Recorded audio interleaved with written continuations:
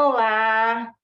Vamos para nossa aula assíncrona e o tema de hoje é aspiração traqueal, endotraqueal, certo?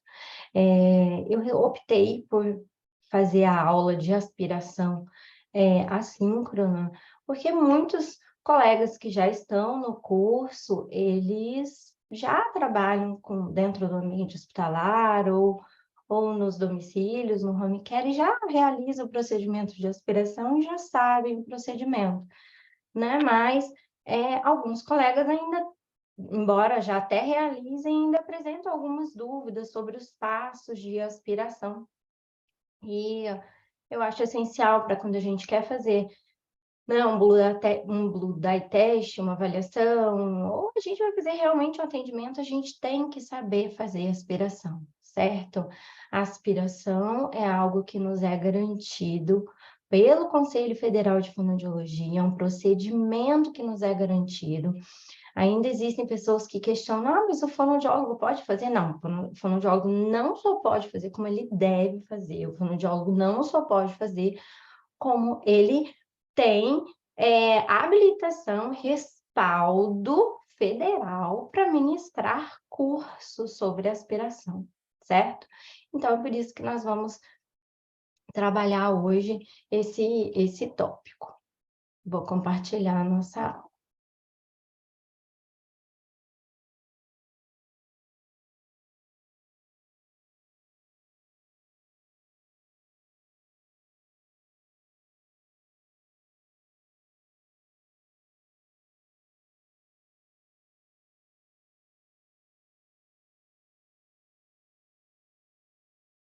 Ok. Então, a gente vai falar dos procedimentos de aspiração. Eu vou falar também um pouco do procedimento de aspiração nasal e oral, embora não seja o nosso foco, certo? Mas ele acaba sendo uma realidade do nosso atendimento, então eu vou mencionar também, embora as pessoas tenham um pouco mais de dúvida sobre os procedimentos de aspiração endotraqueal, né? Então, uma coisa super importante de nós falarmos é a traqueia, ela tá na nossa via respiratória e você nunca, em hipótese alguma, pode aspirar a boca e depois vir com a sonda para a traqueia, certo? Você pode até fazer aspiração traqueal e utilizar a sonda para fazer aspiração oral e nasal, mas nunca nasal, oral e traqueal, certo? Isso é uma regra de biossegurança. A nossa cavidade oral, ela é um dos lugares mais sujos que nós temos, não é? Depois de esfíncter anal, a cavidade oral ela é repleta de bactérias. Então, a gente não pode, de forma alguma, utilizar uma sonda na cavidade oral e depois na traqueia. Sempre que for introduzir uma sonda traqueal, ela tem que estar estéril. Isso reduz muitos riscos de infecção e reinfecção pelo paciente. Às vezes a gente vê que os pacientes estão internados em casa, ou mesmo no ambiente hospitalar, que tem um técnico, um cuidador ali próprio dele, e que isso falta, né? Eu tive uns anos atrás, até no hospital, um paciente que ele tinha um cuidador próprio, e o técnico dele, o cuidador dele, deixava pendurada a sonda, deixava o cano assim, com a sonda pendurada, aí na hora que ele precisava ia lá e colocava, porque ela aspirava excessivamente esse paciente. Então, a gente teve que intervir. Primeiro, porque ela não estava usando um material estéril, estava dentro do ambiente hospitalar, que era a nossa responsabilidade. E segundo, porque ela aspirava excessivamente. Aspirar excessivamente também é ruim. A gente tem que pensar que a aspiração é faca de dois gumes. Ela retira as secreções que estão em excesso, mas ela pode também provocar mais, porque uma sonda, ela é um antígeno, gente. Então, ela é invasiva, não é? O organismo, toda vez que entra algo invasivo, né, como na cavidade nasal, a gente tem de produzir muco para se defender. Então, se estão aspirando excessivamente o paciente, a tendência é que ele produza muco para se defender. Então, a gente tem que observar essas questões. Então, dentro do processo de aspiração, a ordem de aspiração é muito importante, não é? O tempo que vai ser aspirado, claro que cada paciente vai demandar, né, um tempo, e a gente é recomendado que a gente desinsufle o cuff, principalmente nós fonoaudiólogos. O desinsuflar o cuff vai depender de vários fatores, principalmente da estabilidade clínica, tá? Então, a aspiração é sim uma conduta que vai auxiliar na retirada de secreções, né? Só que ela tem que ser de forma asséptica, não é? Então, a gente tem que, não importa qual tipo de aspirador, não é? Se é esse aspirador que eu vou mostrar aqui para vocês, que é o que a gente tem, às vezes, nos domicílios dos pacientes, ou eu tinha desse no hospital também, nas enfermarias, quando o vácuo não estava funcionando, né? Quando a gente não tem a rede de vácuo, mas a gente tem que sempre utilizar de uma forma asséptica, sempre livre de qualquer risco para o paciente. Então, o objetivo é manter as vias aéreas livres, permeáveis, permitindo que o paciente ventile, oxigene melhor e evite, previna complicações do quadro geral. Só que a gente tem que lembrar que é o que eu falei para vocês. A aspiração é um procedimento invasivo, é desconfortável. E se a gente fizer excessivamente, a gente pode causar um transtorno. Pode machucar o paciente. Se a gente não fizer adequadamente, quantas vezes nós temos pacientes que sangram, que sentem dor, não é? Então, a gente tendo, né, consciência de que isso é um processo invasivo, desconfortável, a gente tem que usar de máxima biossegurança e de máximo cuidado ao elencar que realmente o procedimento vai ser importante nesse momento, tá? Materiais e equipamentos. Então, o que a gente vai usar, né, nos pacientes quando a gente for separar o material? Então, a gente vai usar luvas, não é? Aí a gente vai ter as luvas de procedimento, que a gente já vai estar com elas, mas nós vamos fazer uma aspiração endotraqueal, a gente vai fazer, ó, separar a nossa luvinha estéreo. Tem que ter luva estéreo, certo? Então, ó, esse aqui é o meu aparelho, é um aparelho que tem, né, em vários lares, em vários hospitais também, tá? Isso aqui é a rede de vácuo que a gente encontra, né, na parede do hospital, que a gente abre, não é? E ele vai fazer a sucção, não é? Estetoscópio é importante porque é importante que a gente faça a ausculta pulmonar antes, não é? Sempre que a gente for atender um paciente, é importante que a gente faça uma ausculta, não é? De como é que está a quantidade de secreção em traqueia, pulmonar, antes e depois, para a gente ver se a gente realmente conseguiu promover algum alívio naquele doente. Não é? Quando o cuff está insuflado, a gente não tem nenhum tipo de ar nessa região, então a gente não ouve. Mas quando a gente desinsufla, a gente consegue também ter noção se a gente tem uma secreção laríngea. Então, fazer a ausculta é algo pertinente. A gente vai ter que ter sonda estéreo, né? Então, a gente sempre vai ter que ter a sonda estéreo. Essas coisas são importantes separar antes.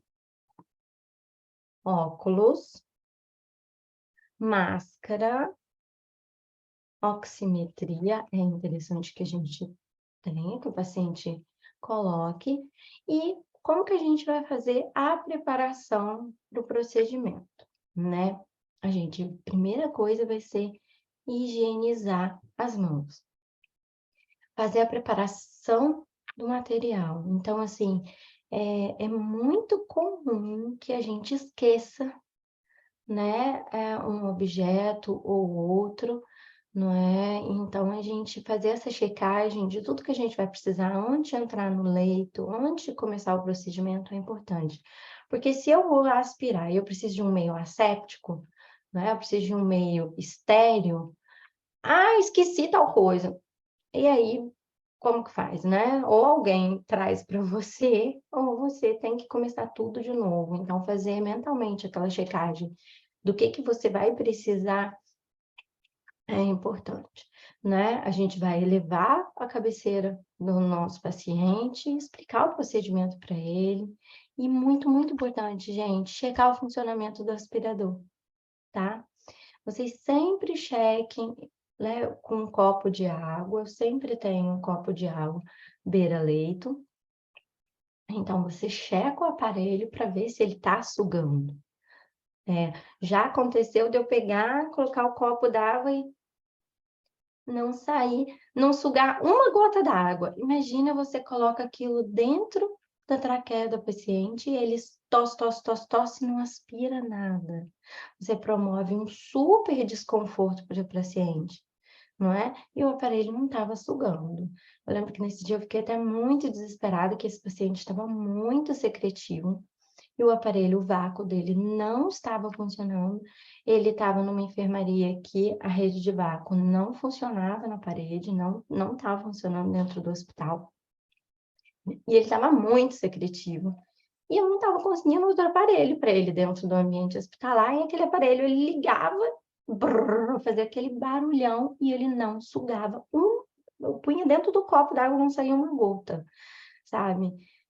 E aí fui eu na engenharia com um aparelho, o paciente muito secretivo, então foi um dia que eu passei, sabe, aqueles nervosos dentro do ambiente do hospital. Esse dia eu até chorei enquanto não me deram o aspirador, não sosseguei. Falei, eu vou em casa buscar meu aspirador, porque estava assim, ele estava passando um sufoco e eu não estava conseguindo um aparelho dentro do hospital para ele. Parece brincadeira, mas às vezes são realidades que a gente vivencia, né, em alguns hospitais, né? Era um hospital gigantesco, que é o Hospital Universitário Gafreguini, e a gente estava com muitos pacientes, né, com tráqueo. Quando a gente está usando esse tipo de aparelho individual, fica um por leito, então tinha acabado os aparelhos, e era aquele que não funcionava, que estava com aquele paciente secretivo. Então, assim, se a gente deixa o paciente também excessivamente secretivo e não tira, ele pode não oxigenar, ele pode sufocar, ele pode rolhar, não é? Todo paciente traqueostomizado, gente, ele tem que nebulizar, e ele tem que nebulizar aqui, tá bom? Eu já tive um atendimento uma vez de um rapaz que me chamaram em urgência na enfermaria, e aí eu fui ver, ele estava assim, muito cianótico e com sinais de rolha mesmo, ou seja, secreção muito seca, dura, espessa. Para isso acontecer, ele não nebulizou. Eu falei, gente, mas vocês não estão nebulizando esse paciente? Um rapaz novo, sabe, 30 e poucos anos. E vocês não estão nebulizando esse paciente? E aí a enfermeira falou assim, estamos, mas pergunta para a residente, para a médica, onde que ela mandou nebulizar, né? E aí foi muito engraçado que a médica falou assim, chama a fono, porque quem entende de traqueostomia é a fono. Eu adorei isso, né? Assim, mas, né? Ou seja, na hora do problema, quem chama a fono, né? Mas em outros momentos, não, nem sempre lembram da gente, né? Mas aí eu tive que chamar um outro médico da outra enfermaria, né, responsável, porque não tinha um médico responsável pela enfermaria para poder atender aquele paciente. E aí a gente descobriu que a médica tinha prescrito para nebulizar aqui no nariz. E a enfermeira estava furiosa, porque ela falou, obviamente, ela entende que ela tinha que nebulizar na traqueia e não cavidade nasal e oral, né?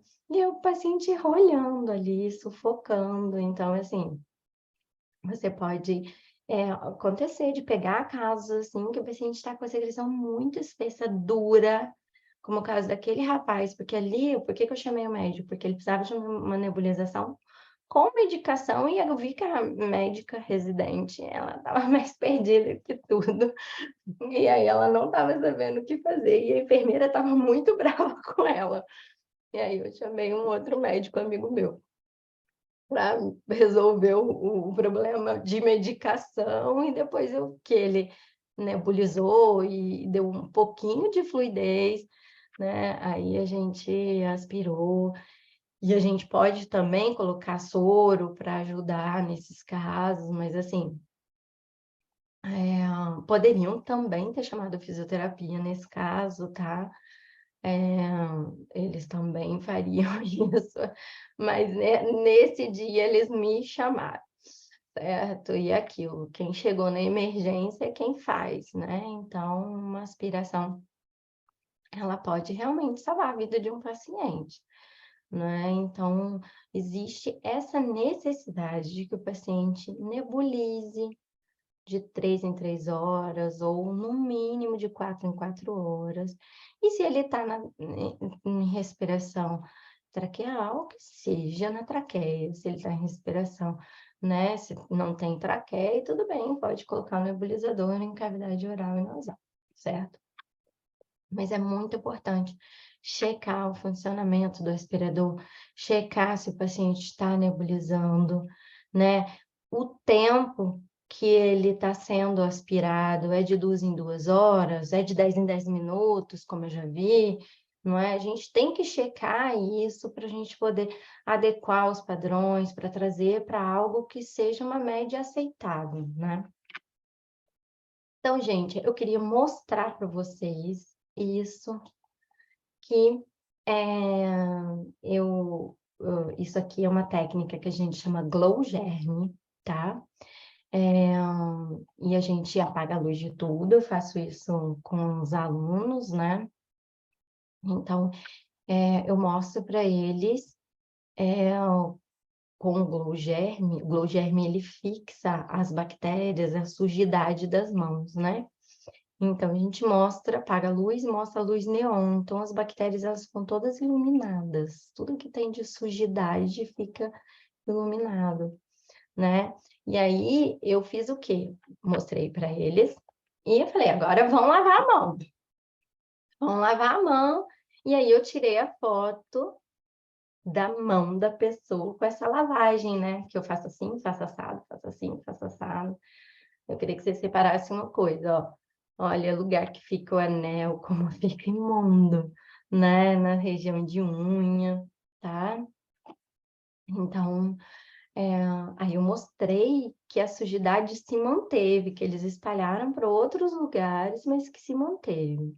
Aí depois a gente usou a técnica de lavagem de mãos, né, gente? Então, algo muito importante é realmente retirar os adornos, não é? Lavar as mãos, em que você vá seguindo a técnica ponto a ponto, né? Para você realmente ter mãos limpas, higienizadas. Então, e não é lavar rápido, né, gente? Por que que é tão importante tirar os adornos? Porque eles são porosos, eles criam acúmulo de bactérias. Nesse dia eu estava com uma pulseira muito bonitinha de artesanato que tinham me dado. E aí eu passei o Glogerme, gente, aqui assim, eu tinha uma faixa de bactéria no meu braço. Eu até dei aquela pulseira. Dei não, joguei fora, acho. Falei assim, não, ela tá muito suja, não tem jeito de ficar com ela, não. Entendeu? Porque a gente acumula, não é? Ainda mais ela, que já era um artesanato bonitinho, mas já estava antigo, então já vai acumulando aquela sujidade toda. Então, a gente tem que tomar muito cuidado com isso. Eu vejo que, às vezes, as pessoas elas não estão no ambiente hospitalar, estão no ambiente domiciliar, elas vão com relógio, com anel, com brinco. Gente, não pode. É regra de biossegurança. É bio, significa vida, segurança. Não é só a segurança do doente, é a sua segurança. Porque a bactéria dele entra no seu anel, ela entra na sua pulseira, no seu relógio, você leva para sua casa. E pior, você leva para outros pacientes, porque aquele relógio sai caminhando com você, né? Então, a gente tem que tomar realmente muito cuidado. Não importa onde eu estou atendendo em domicílio, estou atendendo na casa de saúde, no asilo, estou atendendo no hospital. Sigam regras de biossegurança, tá? Isso vai proteger a vida de vocês e a vida dos pacientes, certo? Então, eu queria mostrar para vocês esse sistema, que é o sistema fechado, que a gente vai trabalhar com os dois sistemas de aspiração, não é? É o sistema aberto e o sistema fechado de aspiração, tá? Então, o sistema fechado, ele é muito usado dentro da terapia intensiva ou em pacientes que são excessivamente aspirados. Eu acho eles até mais seguros, porque eles não demandam tantas regras de aspiração, principalmente se a gente não tem uma equipe muito bem treinada, eu acho mais seguro que a gente use esse sistema fechado. Tá? Então, o sistema fechado, a sonda fica literalmente dentro do plástico, né? Então, ela fica literalmente dentro do plástico, e aí ela não vai ter contato com o meio externo, nem risco de contaminação. Então, ela já fica no meio asséptico, certo? E aí, eu queria mostrar só para vocês que a gente vai ter algumas com esse dispositivo, para você ligar o aspirador, você vai fazer assim, tá? E outras que nem esse aqui, que você gira e aperta o botão, ou só aperta o botão, tá? Então, cada uma vai ter o seu jeito, certo? Então, aqui está mostrando um paciente, né? Está entubado, mas que está ligado, tá vendo? Com o sistema fechado, com esse dispositivo de apertar o botão para aspirar. Aqui eu já tenho uma aula treino da universidade, não é? Por isso que ela está sem óculos, touca e máscara, mas eu tenho uma aula treino em que ela está usando o quê? A sonda de aspiração no sistema aberto. O sistema aberto ele demanda muito mais cuidado para a gente poder treinar e falar, certo? Então, vamos falar primeiro sobre os procedimentos para a aspiração aberta.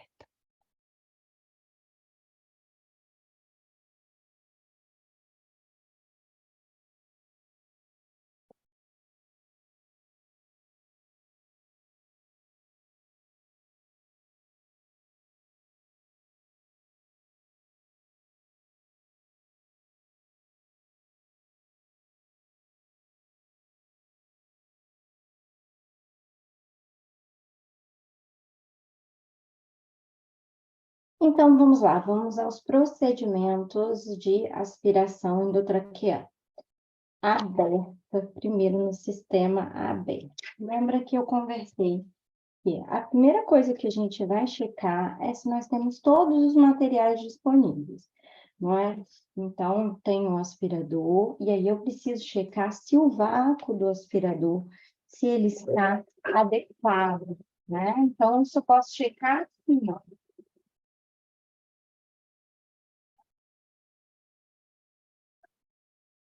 Isso é muito importante.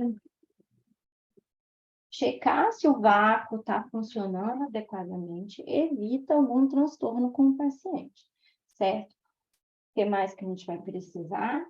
Né? Luvas de procedimento, então, eu já vou estar, né, vestida com a luva de procedimento, e além das luvas de procedimento normais, que a gente vai ter que ter, né, na beira-leito do paciente, já tendo retirado todos os adornos, já tendo feito lavagem de mãos, não é?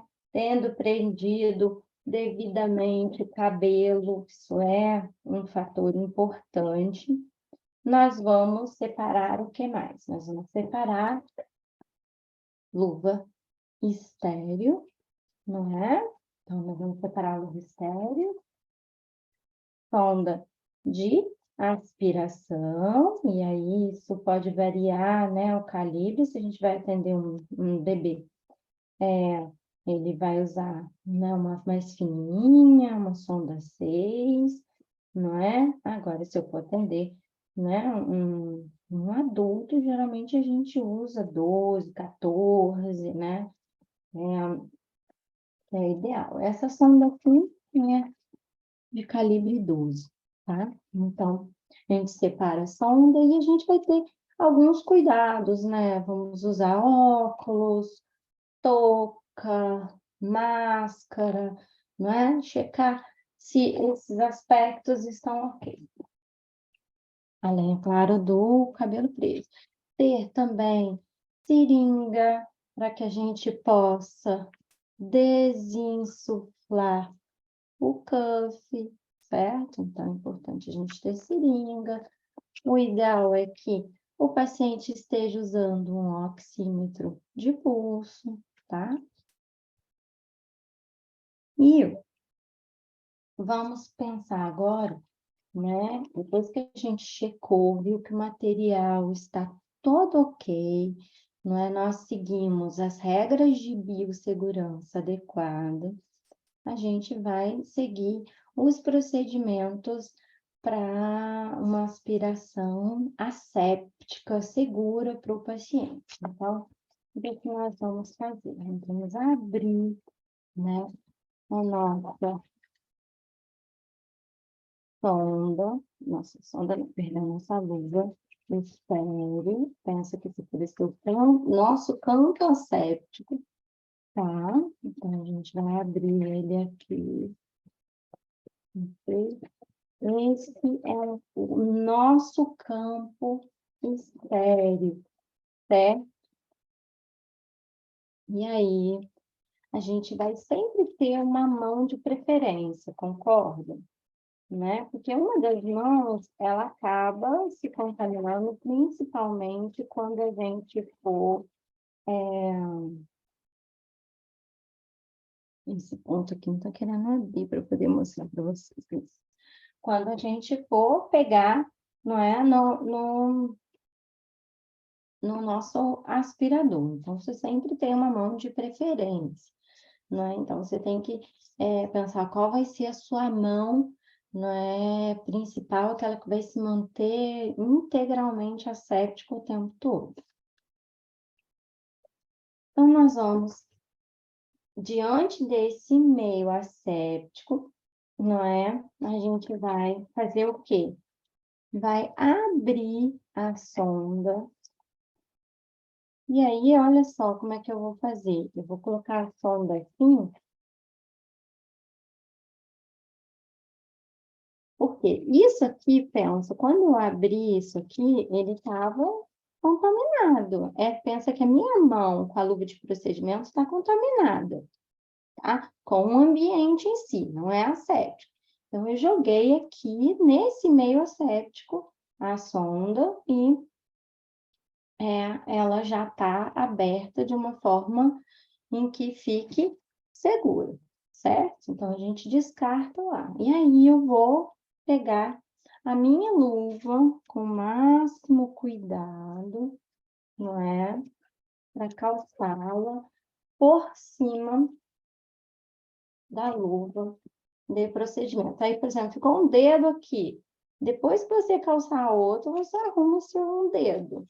Porque se eu colocar o dedo aqui agora para puxar, eu acabo contaminando a saúde, certo? Então, ó, agora aqui eu posso ajudar nessa mão, porque eu tô com a luva asséptica, certo? Ela pode ajudar quanto eu quiser nessa mão. O que eu não posso é a outra mão que não está asséptica auxiliar, tá vendo? Deixa bem o contrário essa luva, né? Mas tudo bem. Aqui. Pronto. Ainda bem que não foi a primeira. Isso, aqui. Agora não tem, né?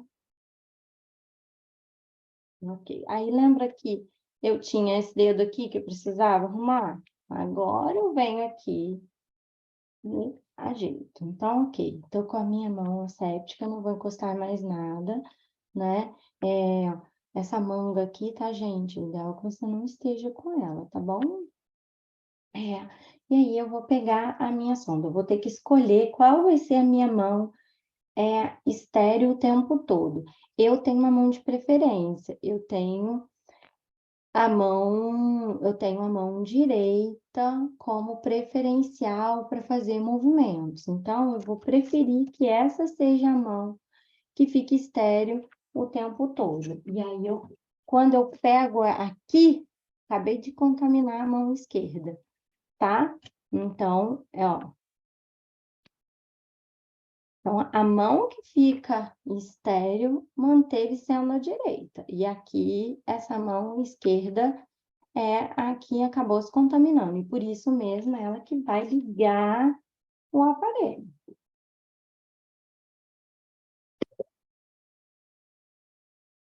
Ok? Como eu já testei o vácuo, eu sei que ele está perfeito, né? Agora eu vou só tirar aqui para facilitar a gravação, né? Eu vou fazer o quê? Olha só, uma coisa que a gente tende a fazer quando está introduzindo, se o paciente não tiver muito secretivo nessa região, é fechar, e aí eu vou introduzir a sonda.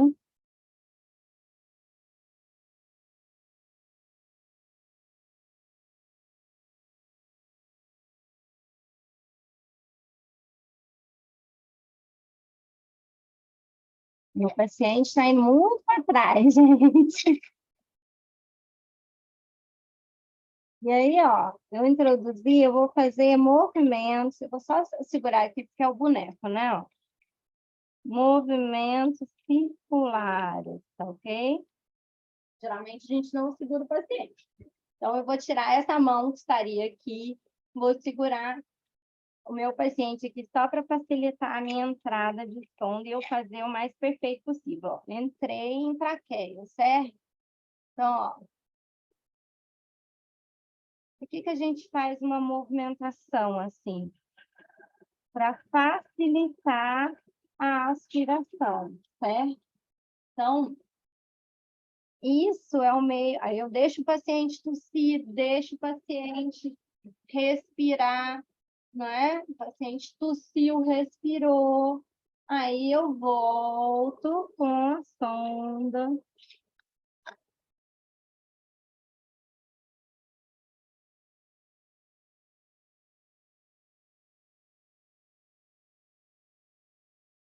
Certo?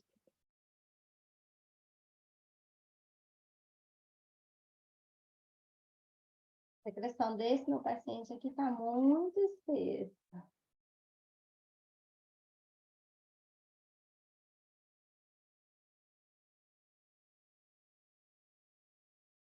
Mesmo que eu pare a aspiração, essa mão continua sendo a mão asséptica, certo? Ela continua sendo a mão asséptica, eu não vou encostar em momento nenhum.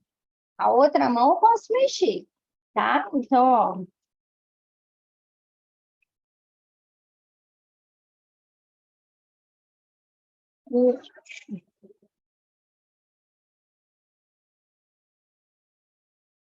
Fazer movimentos circulares ajuda que sai um pouco mais de secreção. Claro que essa secreção que vocês estão vendo aqui é uma secreção falsa.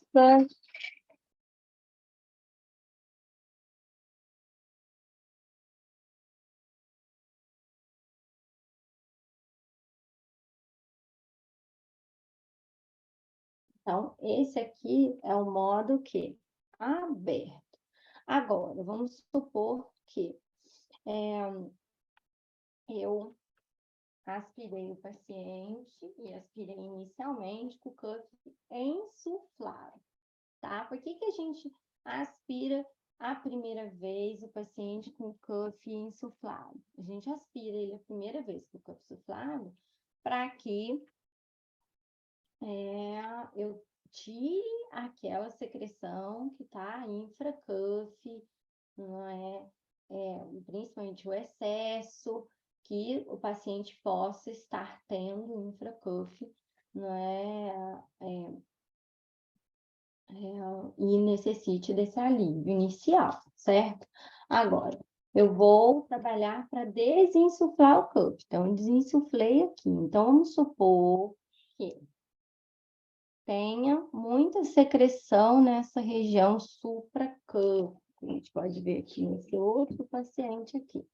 Então, se eu penso que aqui nessa região pode ter bastante secreção supracuff, né? Então, deixa eu deixar aqui o cuff dele insuflado para a gente poder ver, né? Então, se ele tiver bastante secreção supracuff, quando eu vier, não é? E desinsuflar essa secreção, ela pode escorrer. E aí, ele necessitar que eu já esteja com a minha mãozinha lá, estéreo, preparada para aspirar na sequência, tá? Às vezes acontece algumas coisas, como o paciente, principalmente depois que você desinsufla, dele tossir, dele tossir, dele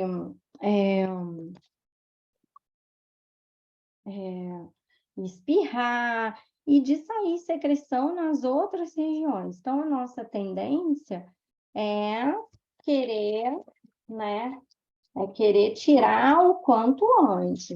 Eu queria que vocês prestassem atenção nisso, porque a gente não pode sair daqui e ir para a região oral e depois cavidade nasal, né? E depois voltar para cá. Então, quando você quiser migrar para essa região, você tenha certeza de que você realmente não vai retornar para aquela região, tá? Então, eu vou até exemplificar uma forma de a gente fazer respiração, fazer essa aspiração.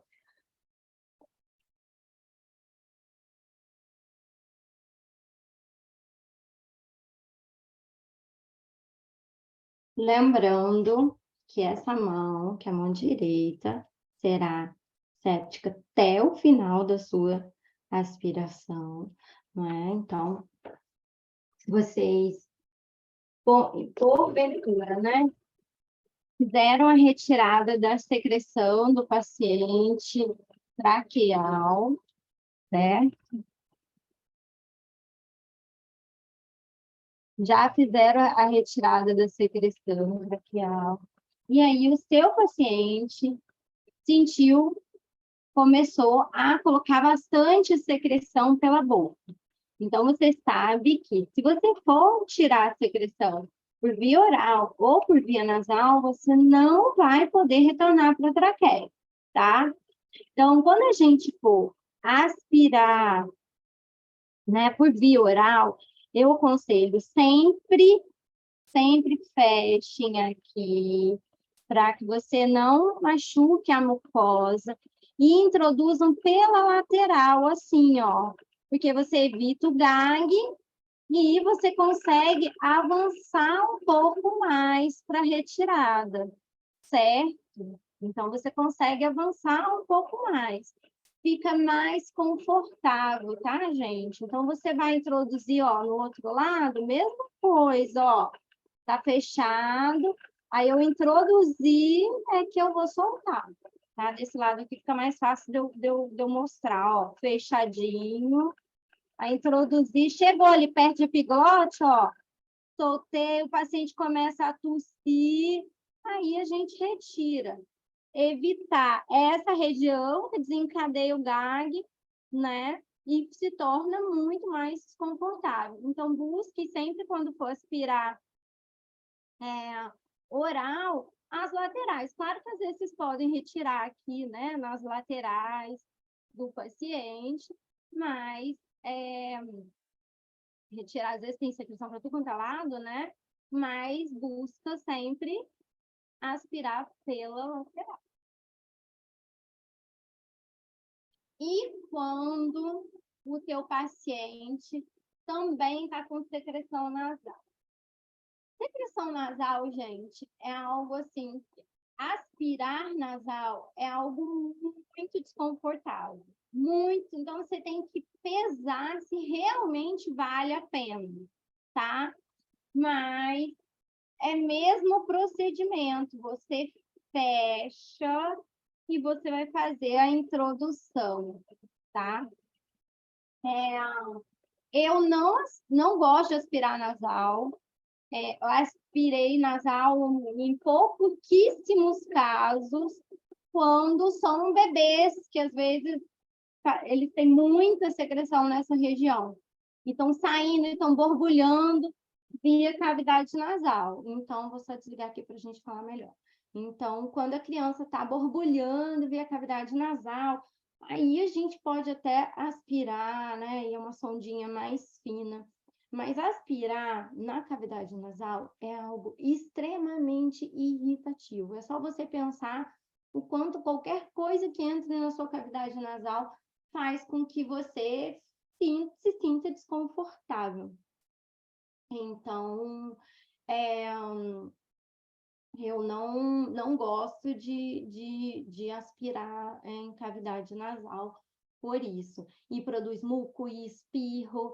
Eu tinha um paciente que o filho dele sempre aspirava nasal. E aí a família começou a proibir, porque toda vez que ele saía, o paciente passava o resto do dia espirrando, espirrando, espirrando e acabava produzindo mais muco. Então, a gente tem que pensar se realmente é válido esse procedimento e se é válido para todos os pacientes, tá? Agora, eu aspirei oral, aspirei, supondo que você acha que encontrou uma super necessidade de aspirar nasal. Posso reintroduzir aqui? Posso reintroduzir em traqueia? Não, de jeito nenhum. Mas o paciente está borbulhando. Então, você tira a sua sonda. Lembra que a sua mão ainda está estéreo, né? Joga fora. E aí, você vai precisar de uma nova luva e de uma nova sonda para você poder fazer o processo asséptico, certo? Isso é o correto, tá? Não pode você sair daqui e vir para a traqueia, você vai contaminar o paciente. Não pode, tá? Então, não façam isso, ok? Uma coisa que eu queria mostrar para vocês também em relação à traqueometálica, que ela está aqui, é que muitas vezes a gente está intervindo e atuando no paciente, e aí esse paciente, ele está ela tem a cânula metálica, ela ainda é muito usada, porque vou tirar rapidamente para poder conseguir mostrar para vocês melhor. Porque ela tem essa subcânula, né? E aí, quando ela tem essa subcânula, deixa eu ver se pegou o foco aqui, tá vendo? Que ela tem essa fendinha aqui, ó. Ó. Então, se eu coloco aqui, eu puxo, puxo, puxo, puxo, ela não sai. Eu tenho que colocar na fendinha exata para conseguir abrir, tá?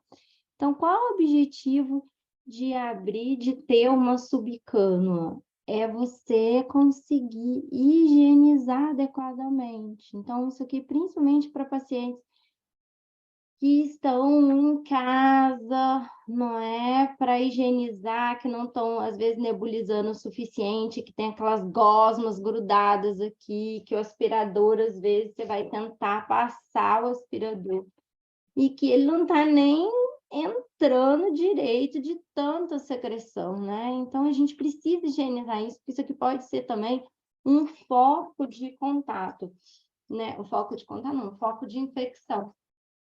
Então, a gente tem o suave, que é como se fosse aquele cotonete grande.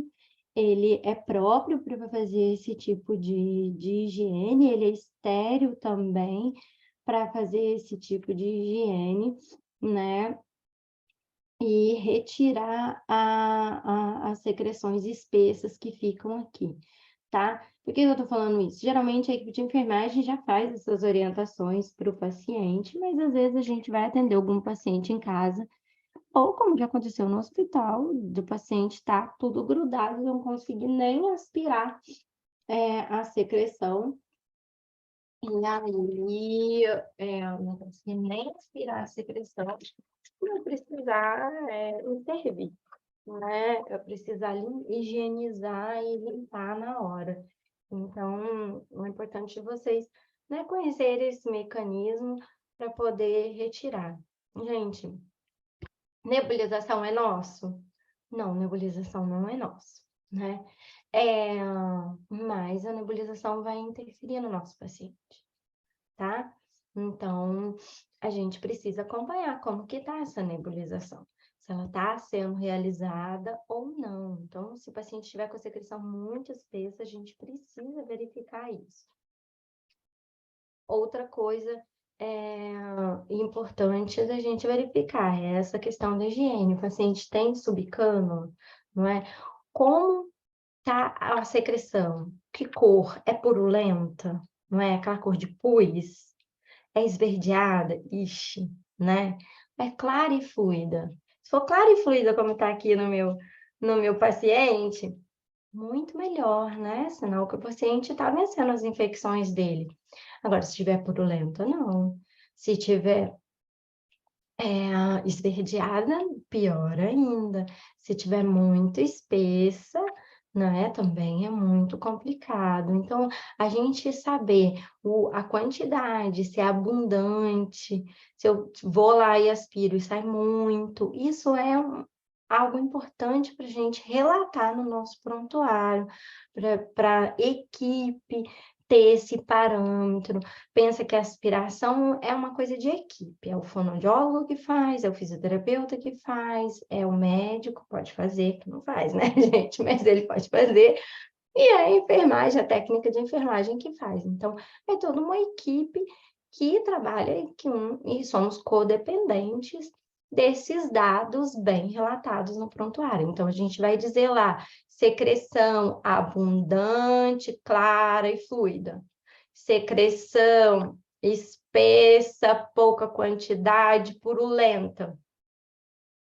Certo? Então, você vai dizer a característica que você encontrou, a característica é fluida, é espessa, não é?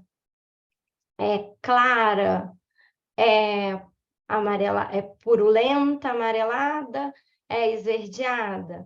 Ou seja, você vai... E a quantidade é abundante, ou seja, é muito... Eu falo abundante porque é um termo que a gente usa muito dentro do ambiente hospitalar. É pouca quantidade ou não uma quantidade razoável, tá? Então, isso são dados que a gente passa e que são importantes. Agora, Vivi, como que faz a aspiração em circuito fechado? Que é a aspiração mais simples, na minha opinião. E vamos ao circuito fechado. Gente, circuito fechado, ela é aplicada principalmente para pessoas que aspiram mais vezes e a gente vai ter sempre esse plástico envolvendo a sonda, como vocês podem visualizar aqui, né?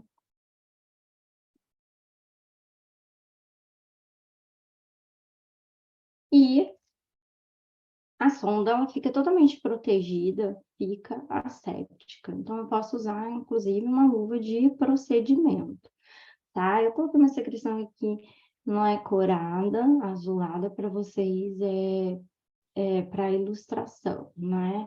Então, a diferença, o conector aqui nessa pontinha, eu vou conectar, ao invés de ser na sonda aqui, como estava no outro circuito, né? Ela vai ser diretamente conectada assim, tá? Então, ele pode entrar num aspiramax como esse, ou qualquer aspirador, ou no próprio vácuo, tá? Então, o que que eu vou fazer? Qual que é a diferença? Aqui, né? Quando a gente for introduzir no paciente, a gente vai, ó, colocar a sonda, tá vendo que o plástico ele junta aqui, ó, a gente coloca, não é? Aí introduziu mais ou menos até a altura da carina, não é? Aí é que eu vou, ó, abrir para o vácuo ficar aberto e puxar. Vou fazer esse procedimento com o aspirador ligado para vocês visualizarem. Ó,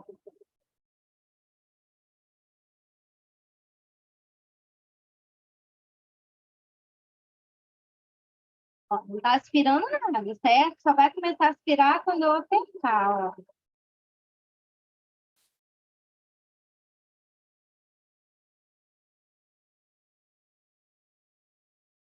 Ok?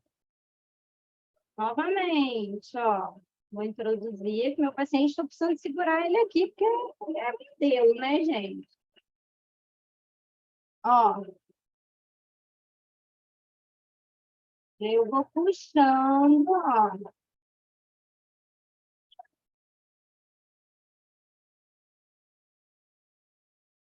Ficou claro?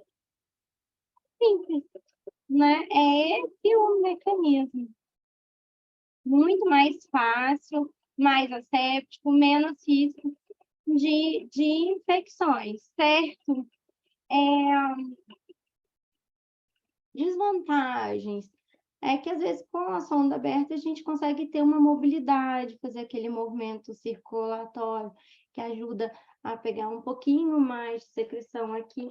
A sonda ela entra sempre retinha, mas mesmo com a sonda aberta, e mesmo que a gente faça aquele movimento, a gente vê que é muito limitado um movimento que faça grande diferença. Eu acho que a questão asséptica aqui do circuito fechado, ela é mais vantajosa, não é? Eu não preciso de ter tanta aquela preocupação em preservar, né, a mão asséptica, em preservar a sonda, em ter tanta troca de material, até para economia, para redução de custos hospitalares, a aspiração fechada, ela tende a ter vantagens.